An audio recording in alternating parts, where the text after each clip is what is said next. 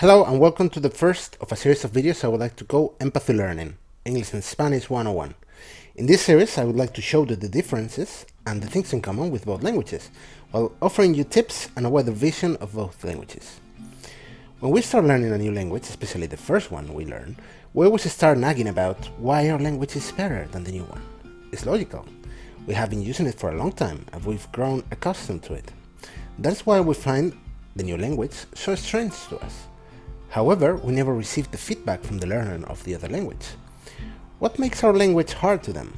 Can we learn anything from this information? The answer to the second question is categorically yes. It will make us more empathetic towards the other language, and it will make the learning process a bit more doable. I'm a native Spanish speaker. English is my second language, and from an academic point of view, I have been learning English for a lot longer than Spanish. It doesn't mean I know more English by any means, but I have struggled in front of an English book for a very long time. Therefore, I know how hard English can be. However, from observation, I can also say Spanish is not an easy language, to say it lightly. The first lesson we're going to do is to take a glimpse at the struggles of both Spanish and English speakers. The blue font you will see during the video is for English language and English speakers. The yellowish font is for Spanish and Spanish speakers. Now, let's go into the first big differences, which is the verbs and the conjugations. We have here that in English, verbs don't really follow any process, they just are. So, for example, to do, to eat, to sing, the only thing they have in common is the to in front of them. See that there is any particular way of making them apart from that. In Spanish, we see that all the verbs have to end in one of the three possibilities, which is ending in ER, AR, and IR. For example, hacer, cantar, or vivir. You can easily tell if a word is a verb or not just from paying attention to this particularity. Some of the verbs can be turned into nouns, just changing to a talk, a play, or a drink. It makes it easy for English speakers to change from verb to noun, and it can lead to tons of wordplay. But for the rest of the world it's pretty confusing, because a word can mean a lot of different things. Whereas in Spanish, you can identify quickly a word without context and know quite some information about it too, as we will see soon. However, when we start conjugating, Spanish can be a punch in the nose, to say it lightly. Where English is extremely simple at most, change slightly the conjugation in the third singular person, he, she, or it, in Spanish we find that each person has a different termination. So, whereas I play, you play, he or she plays, we go with yo juego, tú juegas, él juega. Obviously, for English speakers this is very hard when it comes to learning Spanish. After the example shown, English speakers might think that their language is so much easier and logical. But there's some stuff we Spanish find quite confusing too. For example, you versus you. One is you is in the singular, the other is in plural. It doesn't really matter which font you use, it's always you. And yeah, we find it that two people, it's two different nouns, logically. And also, why the third person has the S? Considering you don't have to use like all the conjugation remains the same, why is there this particularity with the third person? For us it doesn't really make much sense. Obviously you might think that it sounds wrong, but in a manner of logic, it will be so much more logical to just remain with the he do than with he does. Now, there are some confusing things for English speakers too. Don't think that this is just for Spanish speakers. Now, every person has a different termination? Why do you make things so difficult? Spanish people, what are you doing with your life? Well, it's true that we'd like to make things harder, but the context is so much richer. With just the verb termination, we know a lot of things. Also, we have masculine and feminine for both nouns and adjectives. And now you are like, okay, what are you talking about feminine, masculine? Is there a gender? Yes, there is a gender. Now, in English, you can only have singular or plural, but in Spanish, we have singular, plural, feminine, and masculine. We like tagging stuff. We are that kind of people. Yeah, we're not very likable, I no. Not all determination ending in an A or no, as you will see, means that this is a feminine or masculine. However, this is the general rule about it. What about those ending in consonant? Well, you are in for a lot of trouble because every word is different in that context. You just have to start having some instincts towards the language. In English, we have that first comes the adjective and then comes the noun. In Spanish, this is not the right way to do it.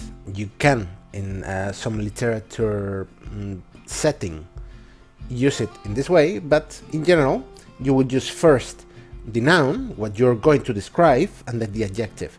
It can sound weird for English speakers, but to be honest, when you start adding adjectives and adjectives, one on top of each other, it can be quite confusing, because if you have a two sentences long noun with a lot of adjectives towards it, at the end you don't even know what you're exactly talking about. So if you think of a fat, blonde, square-shaped cat, for example, you're just putting attributes that are not linked to a noun until you find the noun.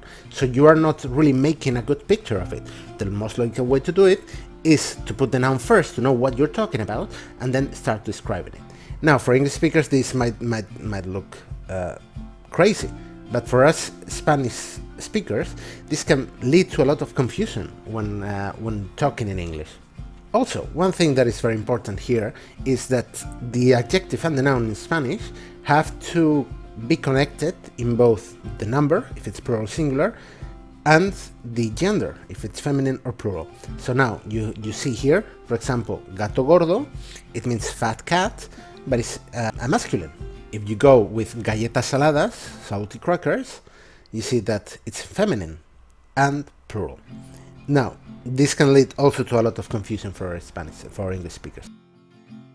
The three kinds of verbs that there are in the Spanish conjugation is the first conjugation, which is with the AR, the second conjugation with ER, and the third conjugation with IR. I highly recommend you to stop here to just take a good look at it, stop the video if you like, and just check on the differences between them. As you can see, if we're talking about regular verbs, which obviously there are irregular verbs, just like in English, obviously not as many of them, I must tell you, you see that from one conjugation to the next, there aren't those many differences. Most of the conjugation remains the same, exceptuating with a vowel or here and there. When it comes to English, you have that learning English, even though it's simple, it leads you to a lot of learning by heart things. You have this list of irregular verbs. Now, the normal rule for it is that you add an ed to the end, and it will be either a past or a participle, and well, yeah, that's kind of true. But at the same time, there are so many irregular verbs that it's almost not worth checking on them. So, in Spanish we don't have those many irregular verbs. Most of them are regular. We have some abnormalities, obviously, like in every language, but it's not so bad. When a Spanish person has to deal with this, they see that there are a lot of irregular verbs, and that the list can keep growing and growing, and this is just a list for common irregular verbs. It may seem like it's not a big deal, but the truth is that every verb that has, for example, like cut, the same conjugation, it's weird when you use them in the past or in the present. You don't really know if it's the past or the present, especially in affirmative sentences. For example, I cut my finger and I cut my finger yesterday. They are basically the same except for the yesterday, and if we don't use yesterday, we might not know that it happened in the past.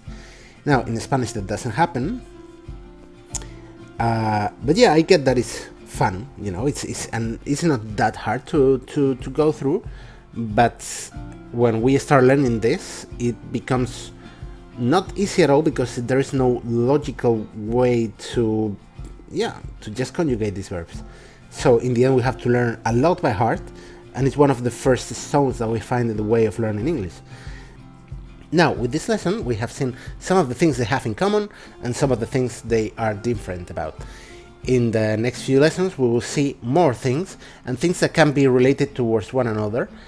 And with this, we will find ways to learn the Spanish language in a much easier way. One of the best ways to learn a language is to try to make a comparison between them and see the links, what they have in common.